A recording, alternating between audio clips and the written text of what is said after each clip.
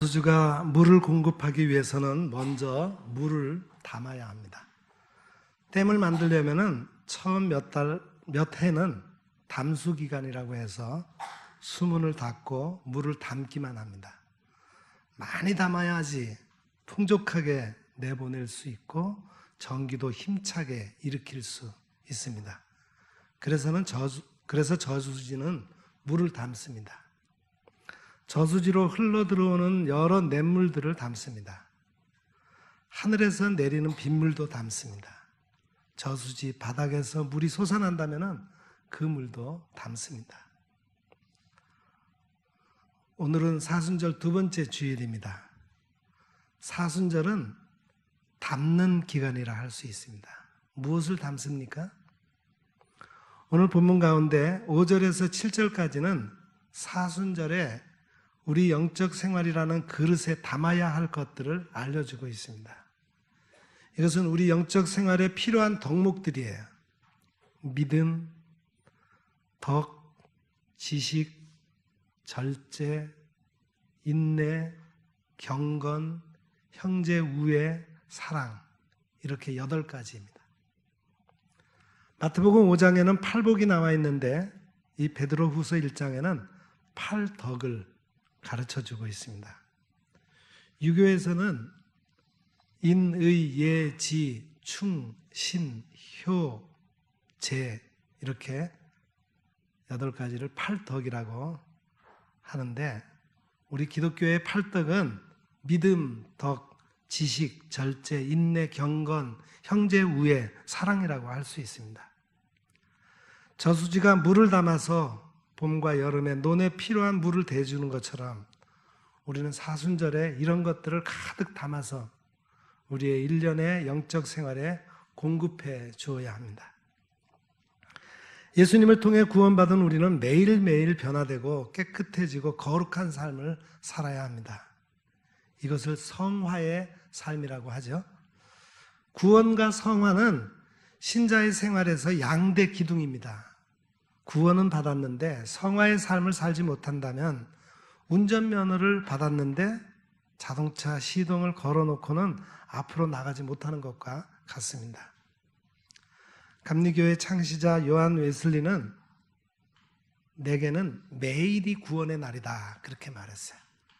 이 말은 매일매일 성화의 삶을 살기 위해 힘썼다는 뜻입니다. 매일매일 앞으로 나갔다는 뜻이에요.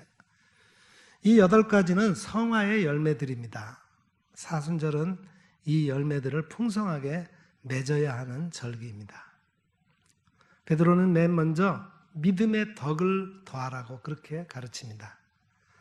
믿음은 모든 것의 뿌리요 기초입니다. 베드로는 믿음을 더하라 이렇게 말하지 않았어요. 믿음을 바탕으로 하고 그 위에 나머지 것들을 더하라고 가르칩니다. 믿음은 하나님이 우리에게 주신 선물입니다. 우리의 노력에 의해서 취해지는 것이 아니라는 거예요. 하나님이 주신 은혜로 내가 예수님을 통해 구원받은 하나님의 자녀가 되었다는 사실을 믿음으로 확인하십시오. 그리고 믿음에는 덕이 더해져야 됩니다. 덕은 도덕적인 능력을 말합니다. 덕은 더해져도 좋고 안 더해져도 좋은 것이 아니라 꼭 더해져야 됩니다. 믿음에 덕이 더해지지 않으면 어떻게 됩니까? 그 믿음이 독선에 흐르고 이기주의에 사로잡히며 교만에 빠집니다. 자기를 기준으로 해서 다른 사람들을 판단하고 평가합니다. 자연히 다른 사람들에게 상처를 줍니다. 거기에 갈등이 생깁니다. 내가 좋아하는 스타일의 설교만을 좋아하게 됩니다. 영적 편식에 빠지게 됩니다. 믿음의 덕이 더해지지 않는 교인들이 모인 교회는 고슴도치와 같아요. 가시가 있어서 찌르기 때문에 서로를 가까이 하지 못하게 됩니다. 믿음의 덕이 더해지지 않으면 믿지 않는 사람들을 대할 때 전도의 대상으로 보는 것이 아니라 나는 믿음이 있으니 구원받고 너는 멸망받는다 이런 시각으로 보게 됩니다. 정죄의 대상으로 봅니다. 니느웨 성 동쪽에 초막을 짓고 니느웨가 어떻게 되는지 지켜보려는 그런 요나의 심보를 갖게 되는 거죠. 믿음의 덕이 더해지지 않으면 나는 무조건 옳고 너는 무조건 틀렸다 이렇게 주장하게 됩니다. 예수 믿지 않는 사람들은 싸웠다가도 술 한잔 마시고 화해를 하는데, 예수 믿지 않는 사람들은 예수를 믿는 사람은 한 번 싸우면 좀처럼 화해하지 않습니다. 평생 화해하지 않는다, 그런 말을 듣습니다. 예수 믿는 사람들은 왜 좀처럼 화해하지 못합니까? 술 한 잔을 안 마시기 때문입니까? 아닙니다. 믿음의 덕을 더하려는 노력이 부족하기 때문입니다. 믿음의 덕이 더해지지 않는 사람들의 대표적인 존재가 예수님 당시 바리새파 사람들이었어요. 그런데 오늘날 교회에도 바리새주의가 많이 흘러 들어와 있음을 보게 됩니다. 특별히 한국 교회는 믿음의 덕을 더하려는 노력을 많이 해야 합니다. 서로를 인정하고 용납하기 위해서 노력해야 됩니다. 믿음의 덕이 더해져야 하나님 나라 백성의 합당한 성품을 갖출 수가 있습니다. 다음으로 베드로는 덕에 지식을 더하라고 가르칩니다. 하나님은 지식의 근원이시죠. 하나님은 당신의 형상으로 지음받은 사람이 지식을 갖기를 원합니다. 믿음 위에 덕을 더했는데 지식을 더하지 못하면 어리석은 행동을 하게 됩니다. 예수님께서 수가성 우물가에서 사마리아 여인에게 내가 주는 물을 마시는 자는 영원히 목마르지 아니하리니 내가 주는 물은 그 속에서 영생하도록 솟아나는 샘물이 되리라, 이렇게 말씀하셨습니다. 그랬더니 사마리아 여인이 그 물을 육신의 물로 잘못 알아들었어요. H2O로 알았습니다. 그래서 그런 물을 내게 주사 목마르지도 않고 또 여기 물 길러 오지도 않게 하소서, 그렇게 요청했습니다. 당시 여인들에게 있어서 물을 깃는 것은 고역 가운데 고역이었어요. 다른 여인들은 서늘할 때 물을 기르러 나오는데 이 여인은 남편을 여러 번 바꾼 부정한 여인이었기 때문에 사람들의 눈을 피해서 무더운 한낮에 물을 기르러 나와야 했어요. 이중고역입니다.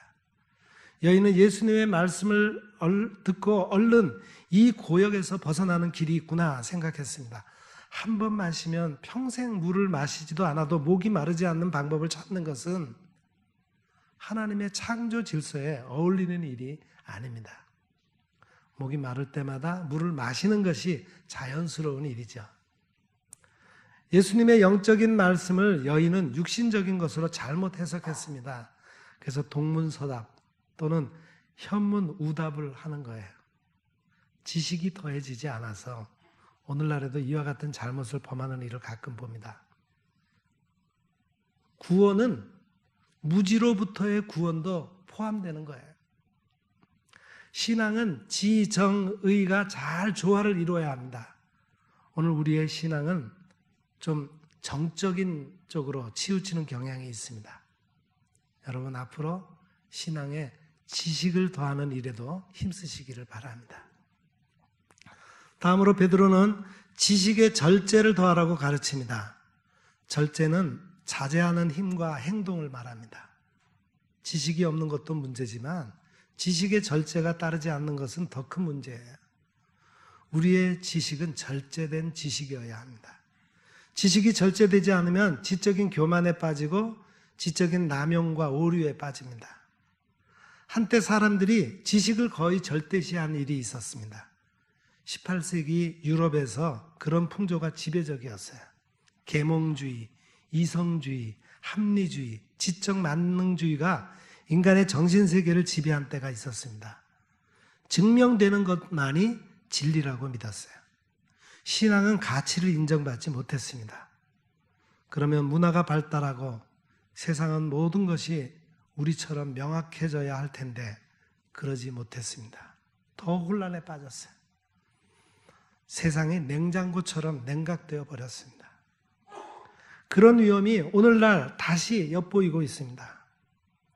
오늘날 우리들은 컴퓨터에 너무 많은 것을 의존하고 있습니다.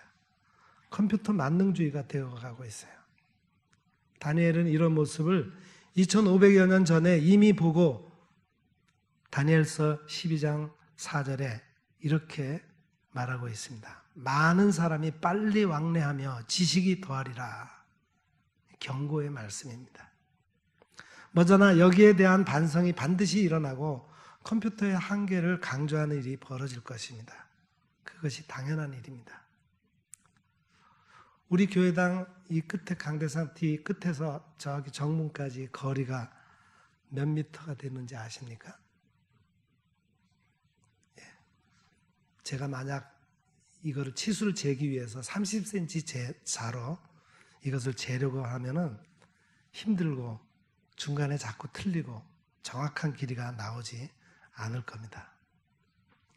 내가 가진 지식은 30cm 자리보다도 자보다도 더 부족한 거예요.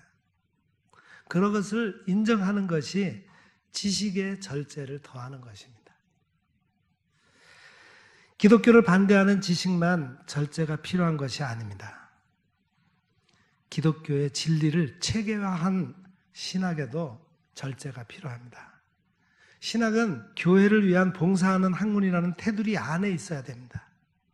이 테두리를 벗어나서 지식을 위한 신학이 되어 불덩어리가 되어야 할 신학생들의 가슴을 숯덩어리로 만들어 놓는 일이 많은 것이 오늘날 한국 신학교육의 문제 가운데 하나입니다. 우리의 지식은 하나님의 뜻에 복종하는 절제가 더해진 지식이어야 합니다. 또 베드로는 절제의 인내를 더하라고 가르칩니다. 시험과 고통 중에서도 시험 안에서 견디는 것이 인내이죠. 인내는 꾸준해야 합니다. 지속적이어야 돼요. 잠시만 인내하는 것이 아니라 꾸준히 인내해야 됩니다. 사순절이 되어서 금식을 하는 분들이 많습니다. 금식을 하려면 인내가 필요하죠. 금식이 끝난 다음에도 절제와 인내가 더 필요합니다. 아침 금식했다고 점심에 인내하지 못하고 마구 퍼먹으면 거의 예외 없이 탈이 납니다. 금식한 다음에는 꼭 절식을 해야 됩니다. 베드로는 이제 인내의 경건을 더하라고 또 가르칩니다. 다시 금식을 예로 듭니다. 여러분 왜 금식합니까? 이유를 알지 못하고 금식하는 것은 힘써 달리면서도 방향을 정하지 않고 달리는 것과 같습니다. 그런 금식은 맹목적인 금욕주의에 빠지기 쉽습니다. 중세 수도사들 가운데는 이 세상에서 고생을 많이 해야 천국에 가서 상급을 많이 받는다고 힘써 금욕을 실천하고 고행한 분들이 있습니다. 천국에 가서 상급을 많이 받으려면 봉사를 많이 하고 충성하고 선행에 힘써야지 가만히 앉아서 고행하는 것으로 되지 않습니다. 나 며칠 금식했다? 이것을 자기 자신에게도 자랑하고 남에게도 내보이기 위한 금식이 되어서는 안 됩니다. 이것은 유익한 금식이 아니에요. 오히려 덕이 되지 않는 금식입니다. 저는 요즘 정기 신방을 하고 있습니다. 예전에는 신방을 하면서 처음에는 오늘은 10집을 신방했다. 오늘은 몇 집을 신방했다. 이런 것을 생각하면서 스스로 흐뭇하게 생각을 했었습니다. 구역장님이 목사님 오늘은 신방해야 할 집이 많은데요. 그러면은 괜찮아요. 어제는 10집도 신방했는데요. 그랬습니다. 그러나 얼마 가지 않아서 그것이 유익한 것이 아니라는 것을 깨달았어요. 7, 8집 신방하고 나면은 몸도 피곤하고 머리도 마비되다시피 해서 그 다음 집에 가서 은혜롭게 예배를 인도하기가 어렵습니다. 예배가 끝나고 다가가 나오는 사이에 졸게 되는 일도 있어요. 많은 집을 신방하고서 흐뭇하게 여기는 것은 자기도 모르는 사이에 공적주의에 빠지게 되는 겁니다. 그것은 신방을 받는 가정을 위한 신방이 아니라 신방을 하는 사람을 위한 신방이 되어버리고 마는 겁니다. 금식이 그런 식이 되어서는 안 됩니다. 금식은 경건을 위한 것이 되어야 합니다. 우리의 의지를, 우리의 욕구를 꺾고 하나님께 초점을 맞추는 것이 금식입니다. 구태여 교회 나갈 필요 없이 도덕적으로 깨끗하게 살면 그만이 아니냐고 말하는 분들이 많습니다. 기독교 윤리와 세상의 일반 도덕이 다른 점이 있습니다. 기독교 윤리는 세상의 도덕이 갖고 있지 못한 덕목을 하나 더 가지고 있어요. 그것이 바로 경건이라고 하는 덕목입니다. 기독교 윤리에서는 이것이 아주 중요하고 기초가 됩니다. 경건은 하나님을 의식하고 두려워하고 존경하는 마음을 가지고 근신하는 것을 말합니다. 경건은 나는 하나님께 의지합니다 라고 고백하는 것입니다. 경건은 나는 하나님의 도움이 필요합니다 인정하고 요청하는 것입니다. 경건은 나는 하나님의 뜻에 맞게 살겠습니다 하고 약속하는 것입니다. 경건은 진실한 존경을 말합니다. 우리의 인내 위에 이런 것들이 더해져야 됩니다. 또 베드로는 경건에 형제 우애를 더하라고 가르칩니다. 경건은 실천적인 것입니다. 형제 우애는 실천의 첫걸음이에요. 형제 우애란 것은 사람들을 모두 한 형제로 여겨서 사랑하라는 뜻입니다. 그리스도인은 한 하나님, 한 주 예수 그리스도를 모시는 형제들입니다. 이 점을 더욱 진하게 강조하고 있는 사도는 요한이죠. 요한 1서를 가리켜서 사랑의 서신이라고 부르고 특히 요한 1서 4장을 제2의 사랑장이라고 부릅니다. 거기서 사도 요한은 사랑하는 자들아 우리가 서로 사랑하자, 사랑하는 자들아 하나님이 이같이 우리를 사랑하셨은즉 우리도 서로 사랑하는 것이 마땅하도다. 보는 바 그 형제를 사랑하지 아니하는 자는 보지 못하는 바 하나님을 사랑할 수 없느니라. 이렇게 형제 우애를 강하게 말합니다. 또한 요한 1서 5장 1절과 2절에서 예수께서 그리스도이심을 믿는 자마다 하나님께로부터 난 자니 또 낳으신 이를 사랑하는 자마다 그에게서 난 자를 사랑하느니라.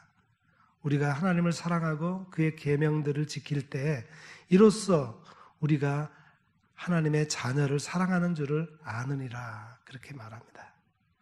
하나님을 사랑하는 것과 형제를 사랑하는 것을 대등한 관계에 놓고 있습니다.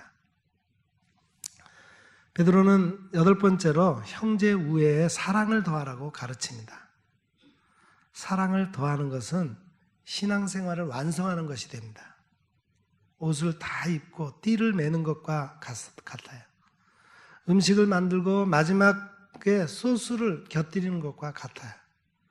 냉면을 먹기 전에 겨자와 식초를 치는 것과 같습니다. 상품을 생산할 때 마지막에 포장을 잘하는 것과 같습니다. 여기에 더하라 더하라 계속 말이 반복이 됐죠. 이 더하라는 말 이전 개역 성경에는 공급하라고 되어 있습니다. 그런데 사실은 퍽 재미있는 말이에요.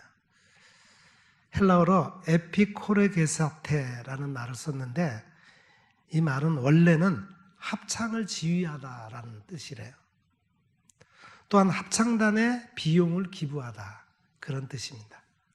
여기서 합창이 빠지고 그냥 기부하는 것, 공급하는 것이 강조되어서 나중에는 그 뜻만 남게 되었습니다. 여러분 독창이 아닙니다. 합창입니다. 우리의 신앙생활은 믿음, 덕, 지식, 절제, 인내, 경건, 형제 우애, 사랑이 어우러진 합창입니다. 합창을 할 때는 우선 소리가 크게 나와야 돼요. 사순절은 목을 가다듬어서 소리를 크게 내는 절기입니다.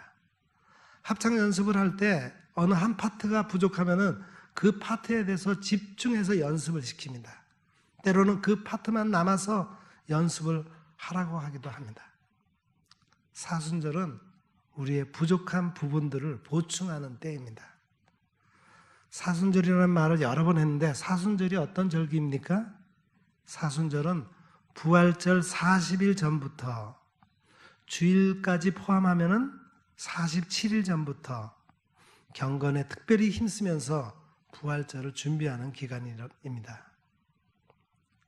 그런데 저는 오늘 본문을 읽으면서 4절 후반절에서 사순절에 대한 완벽한 정의를 발견했습니다. 사순절 후반절입니다. 너희가 정욕 때문에 세상에서 썩어질 것을 피하여 신성한 성품에 참여하는 자가 되게 하려 하셨느니라. 아멘. 사순절은 세상에서 썩어질 것들을 피해서 신성한 성품에 참여하기 위해서 힘쓰는 절기입니다. 신성한 성품에 참여한다는 것은 하나님께서 우리에게 주신 성령을 통해서 우리들이 하나님과 참된 영적 교제를 나누고 또한 장차 나타날 영광과 축복에 참여하게 되는 것을 말합니다. 신의 성품에 참여할 수 있는 것은 신앙인들에게 주어진 대단히 큰 영광이에요. 사람들이 바라는 것의 절정입니다. 집에서 기르는 개나 고양이 같은 가축들이 생각이 있고 말을 할 줄 안다면은 주인님, 나도 주인님 닮고 싶어요. 주인님의 고운 마음씨를 갖고 싶어요. 할 것입니다. 그러나 그렇게 될 수는 없습니다. 그런데 하나님께서는 부족하기 그지없는 우리에게 하나님의 신성한 본성을 나누어 갖는 것을 허락해 주셨습니다. 이 얼마나 큰 은혜입니까? 얼마나 놀라운 특권입니까? 사순절은 이 은혜를 누리는 기간이고 이 특권을 행사하는 기간입니다. 사순절을 지키는 것이 부담스럽게 여겨질 때가 많습니다. 사순절은 늘 봄철에 있습니다. 믿지 않는 사람들은 이제 화창한 봄이 되면은 야유회 가고 즐겁게 지나는데 우리는 그런 것들을 삼가는 것을 원칙으로 해야 합니다. 사순절은 우리에게 여러 가지 유익을 주는 절기입니다. 저수지에 물을 담아야 고여야 나중에 힘있게 흘려 내보낼 수 있습니다. 바다에서 파도 타기를 하는 분들, 파도가 내려갈 때 같이 내려가야 또 힘있게 올라갈 수 있습니다. 커피를 매우 좋아하는 어느 성도는 나는 올해 사순절에는 커피를 마시지 않겠습니다 라고 말하는 것을 들었습니다. 나는 평소에 텔레비를 하루에 4시간 정도 보는데 이번 사순절에는 2시간만 보겠습니다 하는 분도 있습니다. 그렇게 하는 동안에 우리의 영성이 자랍니다. 썩어질 세상의 것들을 향해 있던 우리의 시선이 하나님의 세계로 돌려지게 됩니다. 우리가 11조를 하면 하나님께서 나머지 10분의 9를 축복해 주십니다. 사순절 기간 40일은 1년 365일의 11조인 셈인데 사순절이라고 하는 11조를 잘 지키면 1년의 나머지 10분의 9가 축복을 받을 것입니다. 2019년의 사순절입니다. 이 사순절을 잘 지키시기 바랍니다. 영적 생활이라고 하는 그릇에 믿음, 덕, 지식, 절제, 인내, 경건, 형제 우애, 사랑을 골고루 잘 담으시기 바랍니다. 그래서 우리의 영적 농사가 풍요로워지기를 우리를 위해 고난받으신 주님의 이름으로 축원합니다. 기도하겠습니다. 하나님 아버지, 우리가 주님의 고난에 동참하고자 하는 사순절을 지내고 있습니다. 이 사순절이 우리에게 영적인 덕을 채워가는 기간이 되게 하옵소서. 믿음과 덕, 지식, 절제, 인내, 경건, 형제의 우애와 사랑을 채워 주님의 신적 성품에 참여하게 하옵소서. 그리하여 이 세상에 썩어져 갈 것들을 피하여 주님의 부활의 영광에 저희들도 도달하게 하옵소서. 예수님의 이름으로 기도합니다. 아멘.